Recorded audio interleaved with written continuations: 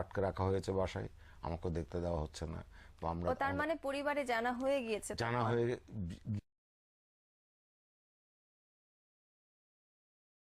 গিয়েছে বিদায় আর দেখা হচ্ছিল না। সো আল্লাহ কিন্তু এর মধ্যে একটা গানও হয়ে গেছে, ফেরারি মন, ভাঙা মন, এই গানগুলি কিন্তু আমার তখনই করা। আচ্ছা। আর বিয়ের প্রায় 1 বছরের মাথায়, 1 থেকে 1.5 বছরের মাথায় আমার মনে হয়েছে আর একটা গান ডিমান্ড করে লাইফে, সেটা হচ্ছে চলো বদলে যাই, যে গানটা সারা পৃথিবীর বাংলাদেশের বাংলা ভাষাভাষী যত মানুষ আছে জানে।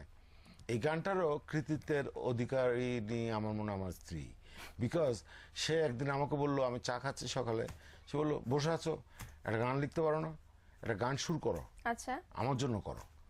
তো আমি বললাম নট এ ব্যাড আইডিয়া। আচ্ছা। আমার হঠাৎ মনে হলো, আরে আমরা তো সিরিয়াস প্রেম করতাম, 1.5 বছর প্রেম চলে গেল, এটা কেন হলো? আমরা এমন প্রেম করতাম যে একটা জীবন যখন যেমন, একটা রিক্সা নিয়ে মালিবাগ থেকে বেরিয়ে পুরো শহরটা ঘুরে একদম সোবানবাগ দিয়ে ওখান থেকে ভিডিও ক্যাসেট নিয়ে আবার বাড়িতে, তখন তো ভিডিও ক্যাসেটের যুগ, অডিও ক্যাসেটের যুগ, আবার বাড়িতে আসার সময় চানাচুর খাওয়া একসাথে দুজনে, খুনসুটি করা, গল্প গুজব করা, এই দিনগুলি কই, এগুলি কোথায় চলে গেল? তখন আমি 1.5 বছর পরে আমি বললাম আমাকে নিয়ে লেখো। তো যে সময় রিক্সা নিয়ে ঘুরতেন তখন তো ঢাকাটা অন্যরকম ছিল। ও আবিশ, সেই রিক্সাওয়ালাগুলি থাকতো, সেই ঢাকাটা থাকতো, সেই মানুষগুলি থাকতো, আর এই মানুষগুলি সব চায়না পাঠায় দেওয়া হতো। আবিশ, কিছু নেই, মুক্ত ঢাকা, মুক্ত ফাঁকা, একদম বাতাস, মানুষে মানুষে প্রেম, আনন্দ। I am talking about 80। আচ্ছা, ওকে, বেশি দেরিও নয়, 80-র কথা।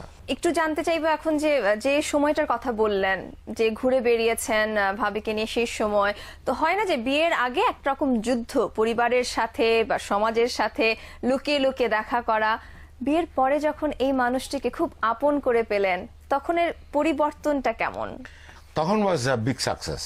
তখন 2 পক্ষেরই অনেক বড় সার্থকতা, আমারও, আমার স্ত্রীরও, এবং প্লাস আমার দিকের বাড়ির, আমার মায়ের সাইডের আর আমার শ্বশুরবাড়ির সাইডের। কেন নয়, আমরা কিন্তু এক পর্যায়ে গিয়ে ডিসিশন নিয়েছি যে আমরা ফর্মালি লোকজন দাওয়াত দিয়ে বিয়ে করে খাওয়াবো। আচ্ছা আচ্ছা। মুকুট পরে বসবো জামাই সেজে, তো সেই ছোটবেলার সাজটা আবার নেওয়া হয়েছে। সুতরাং আই ডিড ইট, আমরা করেছি, সেই বিয়েটা ওইভাবে করেছি।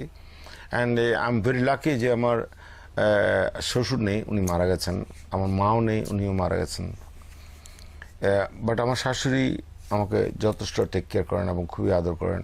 বাচ্চু ভাই, অনুষ্ঠানের এই পর্যায়ে একটা ছোট্ট বিরতি নিতে হবে। প্রিয় দর্শক, বিরতি নেওয়ার সময় হয়ে গিয়েছে, আরো অনেক কথা হবে, অনেক কিছু জানবো আমাদের প্রিয় মানুষের কাছ থেকে। আপনারা কোথাও যাবেন না, ফিরছি কিছুক্ষণের মধ্যে। সাদর আমন্ত্রণ, আমাদের সাথে রয়েছেন আমাদের সবার প্রিয় মিউজিশিয়ান আইয়ুব বাচ্চু। ভাবির সাথে আপনার সংসার জীবন কত বছর?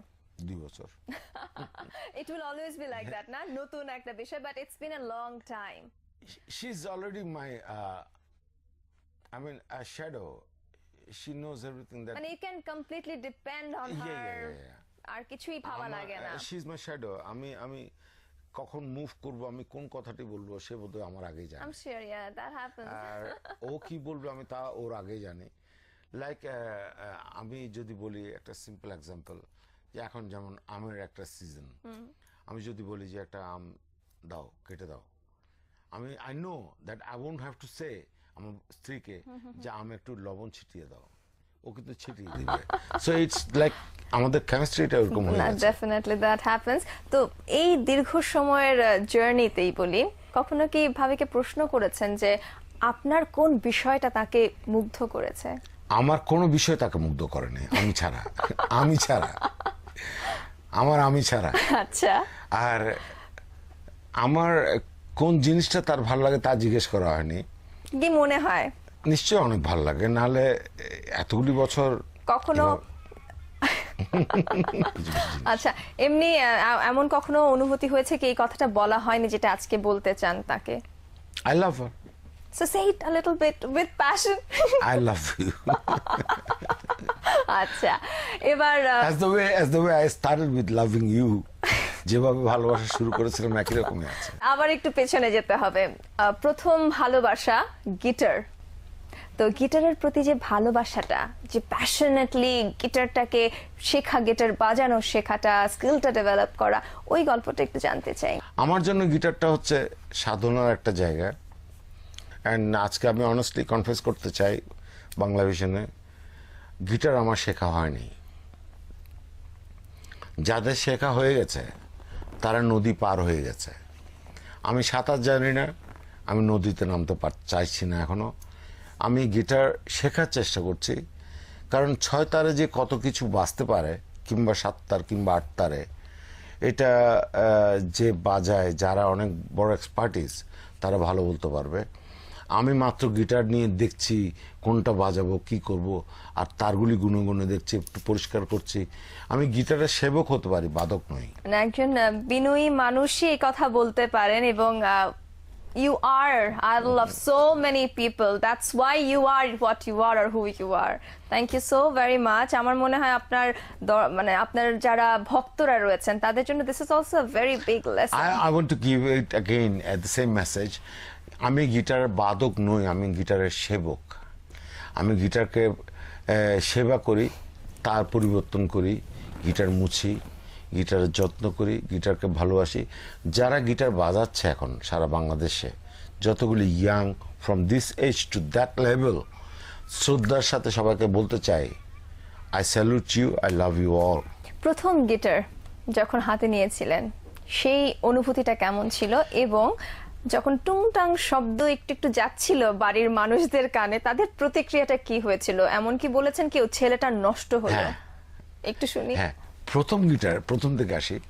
প্রথম গিটার যখন পেলাম, দ্য ওয়ান্ডার ওয়াজ ওই ফ্রেটে স্ট্রিংটা কিভাবে লাগাবো, ওটা পাচ্ছিলাম না। ওটা একদম টিস টাস আওয়াজ করছে। আচ্ছা। আমরা তো এখন গিটার র্যাং, একটা সুন্দর কর্ডস, একটা যা ইচ্ছা তা করতে পারছি, বাট তখন আমি টাস টুস টিস এরকম আওয়াজ করছে। আচ্ছা। মানে কোনটা দিয়ে কি আগে হিট করবো বুঝতে পারছিলাম না। মোটামুটি একটু করায়ত্ত হলো যে হ্যাঁ, এভাবে ফ্রেটগুলি চার্জ করতে হবে, এই ফ্রেটটা এই নাম, এই ফ্রেটটা এই নাম, এই ফ্রেটটা এই নাম। আস্তে আস্তে বই জোগাড় করলো, বিভিন্ন জিনিস জোগাড় হলো, শেখা হলো। তখন আমি একটা গান তুলছিলাম, গানটা ছিল হচ্ছে প্রবাবলি ডিপ পার্পলের একটা গান, ওই যে সোলজার অফ ফরচুন। ন্যাচারালি আমি ওই টেপ রেকর্ডার তো রিওয়াইন্ড করার সময় একটা নয়েজ হয়, আবার ফরওয়ার্ডের সময় এরকম একটা নয়েজ হয়। তখন তো সিডিও ছিল না, কিংবা এমন কিছু ছিল না, সাইলেন্স, এরকম হেডফোন টেডফোন কিছু নেই। স্পিকারে বেশ জোরে আমি ওটা সোলোটা তুলছি। আমার জ্যাঠামশাই, উনি আমার জ্যাঠার বাবার বড় ভাই, উনি মারা গেছেন, আল্লাহ ওনাকে ব্যস্ত নসিব করুক। উনি এসে একদম রাগের মাথায় বললেন, এই যদি করবে তবে রাস্তায় যেয়ে করো, বাড়িতে নয়। আমি বললাম কেন? আমার বাসায় আমি আমার রুমে করছি। বলে না, আমি ঘুমাতে পারছি না, ডিস্টার্ব হচ্ছে। কিন্তু ওটা যে আশীর্বাদ ছিল, ওটা যে দোয়া ছিল, এটা আমার বুঝতে সময় লেগেছে। বাচ্চু ভাই, আরেকটা বিরতি নিতে হচ্ছে, বাকি গল্প শুনবো বিরতির পরে। প্রিয় দর্শক, বিরতি নেওয়ার সময় হয়ে গিয়েছে, আমরা ফিরবো অল্প সময়ের মধ্যেই, তাই আপনারা কোথাও যাবেন না, আমাদের সাথেই থাকুন। তখন সারগামের বাদল ভাই, আমাদের খুব ক্লোজ একটা friend, who lives in America now, he is to be in Germany, এসেই একটা স্টুডিও করলো। প্রথম ঢাকায় খুব জমজমাট রেকর্ডিং সিস্টেম নিয়ে বসে উনি আমাকে দিয়ে তপন চৌধুরীর প্রথম সোলো অ্যালবামটা কম্পোজিশন করালেন, টিউন করালেন। এর পরবর্তীতে উনি আমাকে বললেন, আপনি নিজের জন্য একটা অ্যালবাম করেন। আচ্ছা, এটা কোন সালের? এটা 84 দিকে। তা আমি বললাম, ভাই আমি যে টাইপের গান করতে চাইছি ওগুলো তো মানুষ শুনবে না। বলে কিরকম? আমি সেই যে ময়না একটা গান, কে বলে আমি মাতাল, তারপরে দূরপাল্লার ট্রেনের কামরা, মানে ময়না অ্যালবামটাই। বুঝেছি, জি। কয়েকটা গান শোনানোর পর উনি বলে, আরে এটাই রেকর্ড করেন আপনি। এটাই রেকর্ড করেন আপনি। আমি স্টুডিও কোথায় পাবো? বলে আমার স্টুডিও কালকে থেকে ফ্রি আপনার, পুরো অ্যালবামটা। দেন ওইটা আমরা রেকর্ড করলাম, রেকর্ড করে বাজারে ছাড়লাম। অ্যান্ড থ্যাঙ্কস টু অলমাইটি আল্লাহ সুবহানাহু তাআলা, এটা overnight it became a big hit. অনেক ইয়াং একটা গ্রুপ এগিয়ে আসলো অ্যালবামটার দিকে, এটা দেখে আমি ফিল করলাম যে হচ্ছে তো, এটা হবে তো, এই টাইপের নতুন কিছু সবাই চায়। তো সুরের সাথে আপনার যে সম্পর্ক এটাও আজীবনের, এবং আপনি সম্প্রতি আরো একটি অ্যালবাম করছেন, জীবনের গল্প, ওটা নিয়ে একটু জানতে চাই। এটা একটাই গান আমি লিখেছি, এই গানটা ভিডিও গান বাংলায় নিয়মিত চলে, কেউ চাইলে ওখানে দেখে নিতে পারবে, ইউটিউবে আমার অফিসিয়াল ওইটাতে দেখতে পারবে। প্লাস বাকি 9টা গান জনাব সাজ্জাদ হোসেনের লেখা, যে আমার সাথে নিয়মিত কাজ করে। এবং এখানেও একটা ক্লিয়ার করা দরকার, অনেক নতুন অভিযোগ করে যে তাদেরকে দিয়ে কিছু হয় না বা হবে না, অনেকে বলে, নট রাইট। সাজ্জাদ নতুন ছিল এক সময়, সাজ্জাদ যখন নতুন ছিল তখন হয়েছে, এখনো নতুন, এখনো হচ্ছে। এই অ্যালবামের জীবনের গল্প অ্যালবামের গানগুলি শুনলে সবাই হয়তো আমার সাথে একমত হবে যে নতুনরাই পারবে। আপনার এই কথার সাথে একটু যোগ করে দেই, আমাদের এই আয়োজনটাও যদি আপনাদের ভালো লেগে থাকে দর্শক, তার ক্রেডিটটা দিতে হবে আমার এই প্রোগ্রাম প্রডিউসার, যিনি বাচ্চু ভাইয়ের অ্যালবামের গানগুলো লিখেছেন, সাজ্জাদ ভাইকে। সো সাজ্জাদ ভাই, থ্যাংক ইউ সো মাচ, কখনো বলা হয় না, আজকে বলে দিলাম। আচ্ছা, সাজ্জাদ অনেক চমৎকার গান লিখেছে, আর এরই মধ্যে হয়তো কোন এক টেলকো কোম্পানির কাছে আমার গানগুলি রয়েছে, যারা আমার ভালোবাসার মানুষ, ভক্ত শ্রোতা যারা, লিসনার্স যারা, তারা ওখানে। আপনার অ্যালবামের জন্য অনেক অনেক শুভ কামনা রইল। আমি একটু দর্শকের কাছ থেকে বিদায় নিয়ে নিচ্ছি। প্রিয় দর্শক, কথা হচ্ছিল আমাদের প্রিয় মানুষ, আমাদের এই প্রিয় শিল্পীর সাথে, অনেক অজানা কথা শুনলাম তার কাছে। আজকের মতো তো এখানেই বিদায় নিতে হবে, তবে আপনারা চোখ রাখুন বাংলাভিশনের পর্দায়, কারণ প্রতি মুহূর্তে আমরা হাজির হয়ে যাই আপনাদের প্রিয় তারকাকে নিয়ে। সে পর্যন্ত সবাই ভালো থাকবেন।